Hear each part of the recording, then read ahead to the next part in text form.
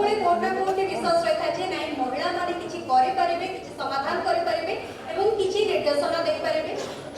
वर्षा madam आपन को पाखु फेरबे social media जमाना जेतेबेले रास्ता रे गोटे पुओ और गोटे झियो भितरे कोनोसी कारणरो झगड़ा होउची जेतेबेले से घटना सोशल मीडिया को आसुची बा जेतेबेले से घटना को लेकी गोटे झियोटी मुह खोलुची बाइट होउची कोना कोटी परिवार तरफ कथा आसुची कि तू घर को पळे जा कि चाकरी छाड़ी दे कि आमे तमते बाहाघर करे देबो कोटे कोटी तापरे जेतेबेले से निजे को प्रूफ करूची बा जेतेबेले कथा क्लैरिफाई होउची कि नाही मोर ही भूल थिला किंतु झियोटी कोना कोटी डायरेक्टली बाय डायरेक्टली सफर होउची। तो आपण को कहबे सोशल मीडिया कोटी झियो मानकर चरित्र संहार रे गोटे भूमिका वर्तमान नउची कि केवल पुओ झियो को कथा कहबे सोशल मीडिया वर्तमान समस्त लाइफ में बहुत इम्पोर्टेंट पार्ट है। विदाउट सोशल मीडिया के ही हम कुछ भाभी करना है। वर्तमान समय रे गोटे परफेक्ट कथा होची कि सोशल मीडिया विनाश रो कारण न हो विकास रो कारण। सोशल मीडिया मिसयूज करके ताको व्यूज पाई आज सोशल मीडिया केवल व्यूज पाई न्यूज होची जो थे कि आपण जते नेगेटिव देखै पारे जते नेगेटिव न्यूज करि पारे आपण देखिना मैं गोटे छोट उदाहरण देबे जदि जने फेमस होआ पे चाहे राता राती से माने ता ना से गोटे स्टार हेचबो ता ना चर्चा रे ताले से गोटे नेगेटिव कथा के कहबो काको गाली गुलज करथबो तेबे ही से फेमस हेचबो और सेटा बहुत व्यूज कथा जे किंतु आपण देखिबे से समय जदि कि गोटे पॉजिटिव कथा कहथबो भलो बार्ता दउथबो समाज को तार व्यूज जमा बेसी हम नहीं लोक बेसी चर्चा कर यहाँ हूँ आज से कहे सोशल मीडिया गोटे प्लेटफॉर्म जो थे बहुत पॉजिटिव कथार प्रचार प्रसार हवा उचित जो थे निजर टैलेंट जो थे जिते भल कथा रही साहित्य रही इतिहास रही पीड़ा रही अनेक कथा रही तो आम से सब को आलोचना करवा कि गोटे माने टॉपिक बने कि हमें से सब प्रचार प्रसार करबा तो दुर्भाग्यजनक कि सोशल मीडिया आजकल केवल मिसयूज होची 80% 85% मिसयूज होची जो कि केवल लोक माने ताको गोटे अस्त्र करिसथि सोशल मीडिया को निजर किछि मिछ कथा को प्रचार प्रसार करबा पे कोनसी नेगेटिविटी को प्रचार प्रसार करबा पे आउ मत लगे कि हम समस्त समाज में गोटे दायित्व कर्तव्य अच्छी गोटे नागरिक हिसाब से रेस्पॉन्सिबल सिटीजन हिसाब से आम जिते जो प्लेटफॉर्म को यूज करें भावा उचित कि से प्लेटफॉर्म धरत सोशल मीडिया छोट पिला वयस्क लोक पर्यटन सोशल मीडिया व्यवहार कर देखुं मोबाइल आजिकल समस्त हाथ आम जो कथा प्रचार प्रसार करुँ कथाटी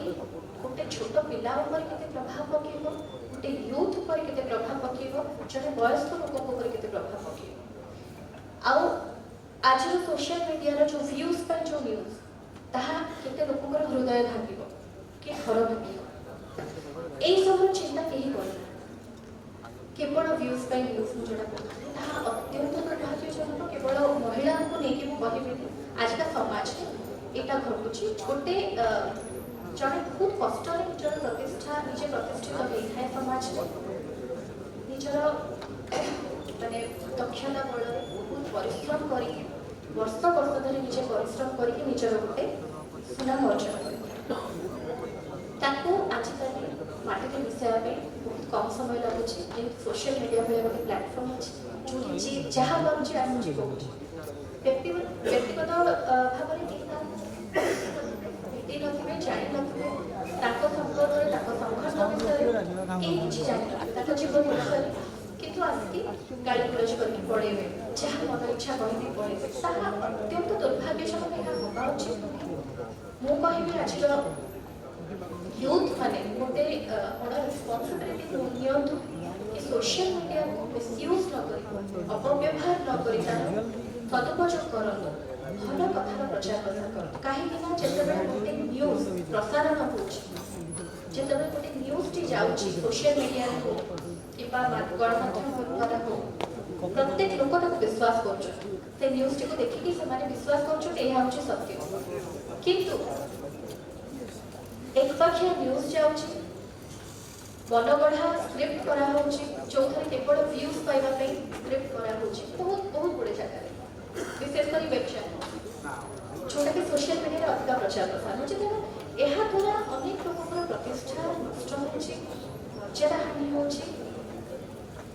फ्रीडम ऑफ स्पीच निहाती भाव अच्छी यार सम्मान करे किंतु फ्रीडम ऑफ स्पीच कहार अधिकार को नष्ट न करू कहार मर्यादा को हानि न करू कहार क्षति केवे न फ्रीडम ऑफ स्पीच आपणकर अच्छी आपण निजर कथा को रखिपारे सब्यस्त करें